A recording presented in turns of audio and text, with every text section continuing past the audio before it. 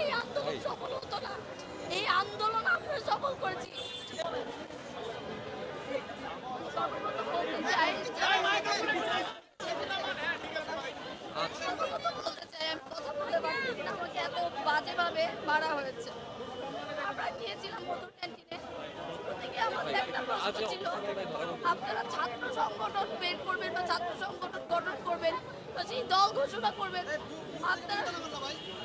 আপনারা কেন সেই ছাত্র সংগঠনটা মধুর ক্যান্টিনে করতে হবে?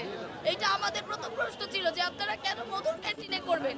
এখানে পাবলিক আছে, এখানে প্রাইভেট আছে, সকলেই আছে। এটার ঘোষণা আপনারা শহীদ মিনারে করুন। আমরা থেকে শুনতে চাই তারা আমাদের এই কথা প্রত্যাখ্যান করলো। তারা বললো না, তারা মধুর ক্যান্টিনেই তাদের দল ঘোষণা করবে। ঠিক আছে, আমরা মধুর ক্যান্টিনে গেলাম। মধুর ক্যান্টিনে গিয়ে দেখতে পারলাম তারা প্রায় এরকম করে মূল্যায়নই করছে না। আমরা সেটা নিয়ে প্রশ্ন তুললাম। আমরা প্রশ্ন কেন তুললাম? সেই কারণে আমি নিজে সাক্ষী। এই কোন গ্রামেরই একজন আমাকে আমার এত জোরে মেরেছে, আমি করছেন। আপনারা বৈষম্যবিরোধী আন্দোলন করলে আপনারা আমাদের সাথে এরকম আচরণ করতে পারেন না। 18 তারিখ থেকে যদি আমরা না থাকতাম, আপনাদের কখনো এই আন্দোলন সফল হতো না। এই আন্দোলন আমরা সফল করেছি। বেসরকারি বিশ্ববিদ্যালয়ের কোনো দরকার ছিল না এই আন্দোলনে নামার, কিন্তু এই আন্দোলনে আমরা যে পরিমাণে ভূমিকা পালন করেছি, আপনারা সেটাকে এখন আজকে যেভাবে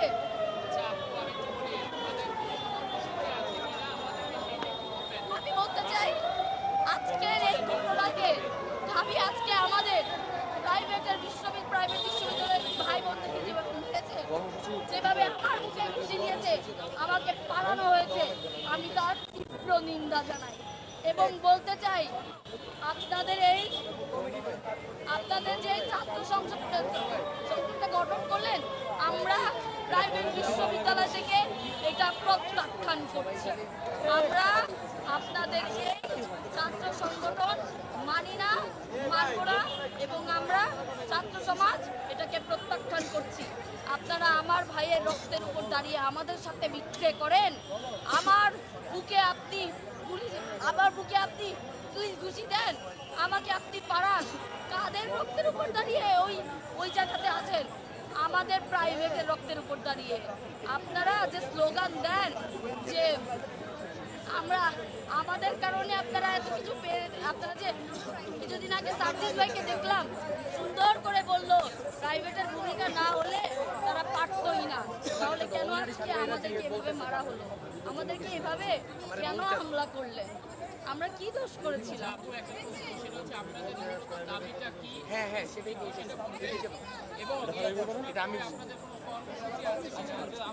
আচ্ছা, আমরা ভাড়ার দিকে নিয়ে আসি।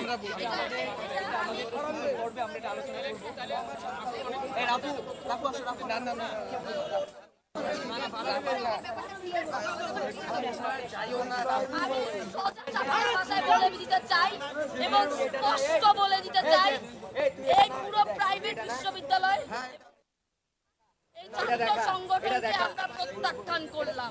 আপনারা কিভাবে এটাকে পরবর্তীতে এগিয়ে নিয়ে যাবেন সেটা আপনাদের বিষয়। আপনারা আমাদের সাথে ডিসকাশনে আসুন।